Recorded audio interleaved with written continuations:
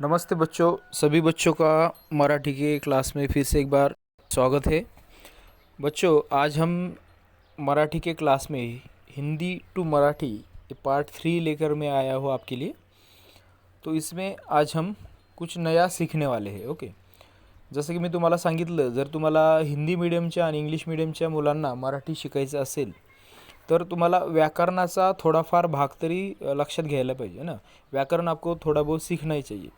अभी मैं आपको एकदम डीप से व्याकरण नहीं सिखाऊंगा, पर मेरे हिसाब से थोड़ा थोड़ा आपको व्याकरण आना चाहिए, है ना। और हिंदी और मराठी व्याकरण में क्या फ़र्क है ये भी समझ में आना चाहिए, है ना। भाई मराठी और हिंदी इनकी जो देवनागरी लिपि है वो सेम ही है ना। उनका व्याकरण भी बराबर है, सब सेम है, पर थोड़ा बहुत उसमें फ़र्क है। तो आज हम व्याकरण की दृष्टि से हिंदी टू मराठी देखेंगे। तो मराठी में जो शब्द है उनके 8 जातियाँ है ना। नाम, सर्वनाम, विशेषण, क्रियापद, है ना। अभी ऐसे 8 जातियाँ है।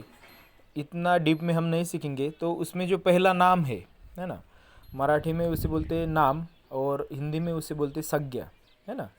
तो संज्ञा और नाम एक ही है। संज्ञा मतलब क्या कि वस्तुओं के नाम, कौन से व्यक्ति के नाम, है ना। आपको आपके आँखों से जो आपके आजू बाजू जो चीज़ें दिखती है उनको एक नाम होता है, वो है नाम, वो हो गई संज्ञा, है ना। तो ऐसे ही मराठी में भी वही है, सेम व्याख्या है, सिर्फ भाषा लैंग्वेज चेंज है ना। नाम और संज्ञा ये तो आपको मालूम ही है ना।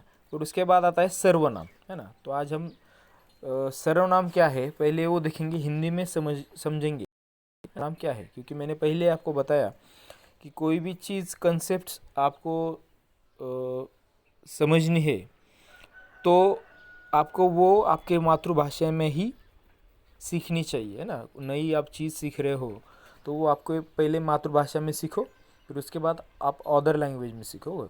तो आज हम देखेंगे सर्वनाम। तो आपके स्क्रीन के सामने टाइप किया हुआ है सर्वनाम की संज्ञा है। आगे संज्ञा के बदले, सर्वनाम की परिभाषा है संज्ञा के बदले, यहाँ पे देखो आप ऊपर, संज्ञा के बदले या उसके स्थान पर उपयोग किया जाने वाला शब्द को सर्वनाम कहते हैं, है ना। संज्ञा के बदले या उसके स्थान पर उपयोग किया जाने वाला शब्द को सर्वनाम कहते हैं।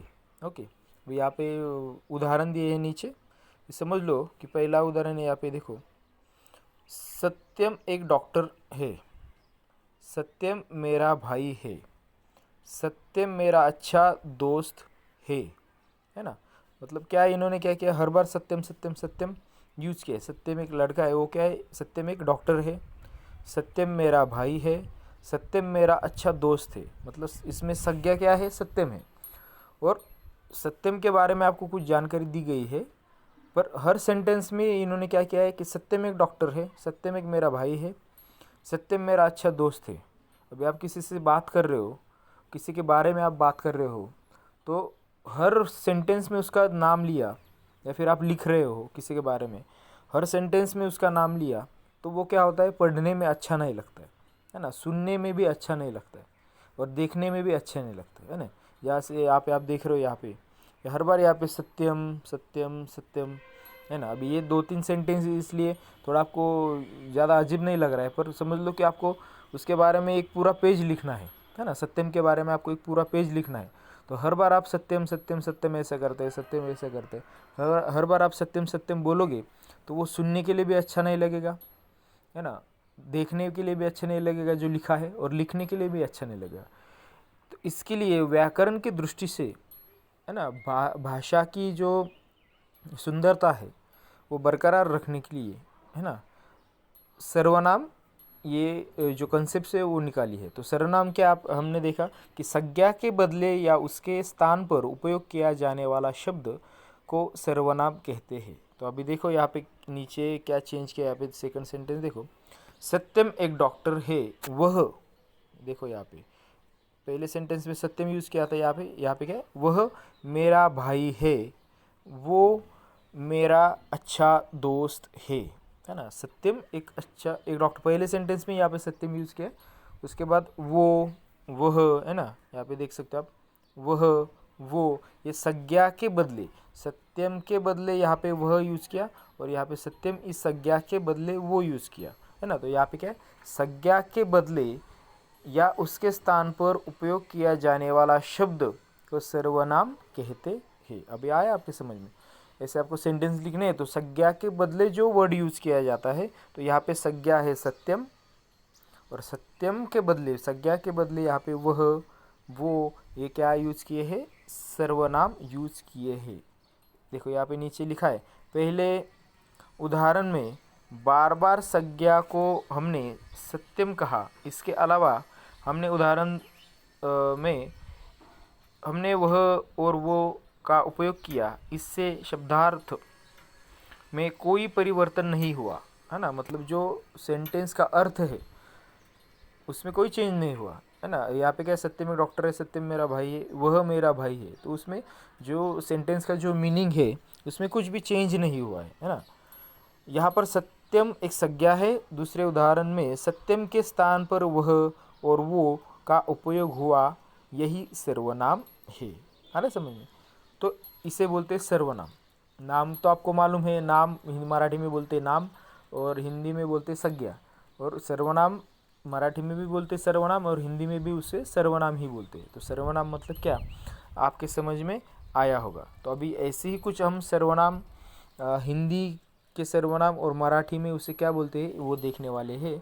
तो देखो अभी आपके स्क्रीन के ऊपर अभी आपको दिख रहा है, तीनों भी लैंग्वेज में है। इंग्लिश प्रोनाउन, हिंदी सर्वनाम, मराठी सर्वनाम। ओके, अभी आप इसे इंग्लिश में आई कहते हो, है ना। हिंदी में क्या बोलते हो उसे मैं, और मराठी में क्या बोलते हो उसे मी, है ना। वैसे ही आई हिंदी में उसे बोलते मैं, और मराठी में उसे बोलते मी। वैसे देखो वी, हम, आम्ही, है ना। हमको क्या बोलती है मराठी में आम्ही, और इंग्लिश में बोलते हैं उसे वी। यहाँ पे है वी लिसनर इंक्लूडिंग, यहाँ पे क्या है हम मतलब क्या, किसी भी एक दो लोग हो, और लिसनर इंक्लूडिंग मतलब आपको पकड़ के, है ना, हम, आपन। ओके, उसके बाद यू, अभी देखो इंग्लिश में आप देख सकते हो यू सिंगुलर यू, तू, तू, है ना। यू प्लूरल, सिंगुलर मतलब किसी को आप एकेरी नाम से उसको पहचानते हो, उसको मराठीमध्ये म्हणतात त्याला एकेरी नावाने तुम्ही हका मारताय कोणाला, तर यू, तू इकडे ये असं म्हणतो ना आपण। तुमच्यापेक्षा लहान असेल, आपसे कोई आपसे छोटा है, तो आप उसे क्या करते हैं, एकेरी नाम से संबोधते हो, है ना। तो यू इसे बोलते तू, तू हिंदी में भी तू बोलते और मराठी में भी तू बोलते। उसके बाद यू प्लूरल, है ना, यू प्लूरल, तुम, तुम ही, यू प्लूरल, तुम, तुम ही। उसके बाद है ही, दैट, मेल होगा तो वह, वो, आणि मराठी में उसे बोलते तो, मराठी सर्वनाम क्या आता है उससे तो। बच्चों ये सिर्फ आपको देखना ही नहीं है, ये आपको आपके कॉपी में लिख लेना है। इसके बाद में, इसके पहले भी मैंने जो एक दो पार्ट बनाए वो आप क्या करोगे, आपके कॉपी में लिख लोगे, है ना। ये पूरा लिख के आपको समझ लेना है, सिर्फ देखना नहीं है वीडियो। उसके बाद शी दैट, है ना, फीमेल होगी तो आप क्या बोलते हो सी। उसे हिंदी में क्या बोलते हो, वह, वो, है ना। हिंदी और मेल और फीमेल में, हिंदी में सर्व जो मेल हो या फीमेल हो वह, वो ही बोलते हो आप। मराठी इंग्लिश में ही शी होता है, और मराठी में क्या होता है तो, ती, है ना। ये डिफरेंस आप समझ लो एक बार। उसके बाद दैट, न्यूट्रल, न्यूट्रल क्या, दैट, वह, वो, ते, हाँ, वह, वो, ते। उसके बाद दे, प्लूरल ऑफ ही, दोज, वे, ते, है ना, वे, ते। उसके बाद दे, प्लूरल ऑफ शी, है ना, प्लूरल ऑफ शी, वे, त्या। हाँ, ये आपको सर्वनाम क्यों सीखने हैं, क्योंकि जब आप मराठी बोलोगे तब आपको सर्वनाम मराठी में क्या बोलते हैं, है ना। वह को क्या बोलते तो, है ना, तो तिकडे गेला, ऐसे आप उसमें से। अभी आगे जाके हम अगले वीडियो में ऐसे ही हम क्या करने वाले, सेंटेंस कुछ देखने वाले हैं सर्वनाम के। ओके, वे त्या, they plural of it, those वे ती, उसके बाद दीज यह हा, उसके बाद है दिस फीमेल, यह ही, उसके बाद दिस। अभी देखो इंग्लिश में दिस ही यूज़ करते, बहुत सारे चीज़ों के लिए दिस ही यूज़ करते हैं ना, दीज दीज। देखो मैं अभी यहाँ पे जूम करता हूँ थोड़ा आपको समझने के लिए। ओके, दीज, दीज को क्या बोलते हैं, यह है, नीचे दीज मेल, ए है, दीज ए ह्या, दिस ए ही। तो ऐसे कुछ सर्वनाम आज हमने देखे। ओके, तो ये क्या करोगे आप आपकी कॉपी में लिख लोगे, और एक बार वीडियो देखने से या फिर एक बार लिखने से आपको समझ में नहीं आएगा। आपको क्या करना होगा, वीडियो 2-3 बार देखना होगा और 2-3 बार लिखो, है ना। सबसे जो स्टडी होता है वो कैसे किया जाता है, या मराठी में बोलते हैं वाचन मनन और लेखन, है ना। ये याद रखो, वाचन मनन और लेखन, ये मराठी का कान मंत्र है। जब आप स्टडी करते हो कोई भी, तो वाचन, पहले वाचन करो, उसके बाद उसके ऊपर मनन करो, है ना। कोई भी पाठ होगा तो वो पहले आप पढ़ना चाहिए, पूरे पाठ को आपको अच्छे से पढ़ना चाहिए। उसमें आपको क्या दिया गया है, उसमें आपको क्या सिखाया है, उसका मनन करना है। फिर उसके बाद आपको जो भी कुछ समझ में आए वो लिख लेना है। और बच्चे क्या करते हैं, डायरेक्ट क्या करते हैं, टीचर लोगों ने बोला कि डायरेक्ट क्वेश्चन आंसर्स गाइड में से लिख लेते, आपके खुद का दिमाग चलाते नहीं है। फिर क्या होता है, अटक जाते। फिर एग्ज़ाम में क्वेश्चन पूछा, है ना, वो क्या करते, रट के चले जाते क्वेश्चंस। तो अलग कोई क्वेश्चन पूछा तो बच्चे क्या करते, फिर डर जाते, ये कौन सा क्वेश्चन आया। पर आप जब पाठ पढ़ोगे और अच्छे से उसको समझ लोगे, उसमें क्या दिया है, क्या समझाया है, तो उसके ऊपर आप 100 भी क्वेश्चंस डाले, एक पार्ट के ऊपर एक पैराग्राफ होगा, उसके ऊपर 100 भी क्वेश्चंस आपको डाले, तो वो आपको क्वेश्चंस लिखने आने चाहिए। ओके, ये कान मंत्र है। तो वाचन मनन और लेखन, ये बहुत चीज़ें इम्पोर्टेंट है। तो बच्चों, आज हमने हिंदी के कुछ सर्वनाम देखे, उसको मराठी में क्या बोलते हैं। ये बहुत ही इम्पोर्टेंट सर्वनाम है ना। ये सर्वनाम आप जब मराठी यूज़ करोगे, लिखोगे, बोलोगे, तब आपको ये बहुत ही काम में आने वाले हैं। तो हिंदी के जो सर्वनाम है वो तो आपको मालूम ही है, तो उसको मराठी में क्या बोलते हैं वो मैंने आज आपको सिखाया है। और इंग्लिश में भी क्या बोलते हैं, उसे क्या कहते हैं, वो भी आपका क्लियर हुआ है। तो आज का जो पार्ट है वो यहाँ पर ही ख़त्म होता है। अभी ज़्यादा से ज़्यादा बच्चों को शेयर करो, सब्सक्राइब करो और लाइक करो। ओके, धन्यवाद।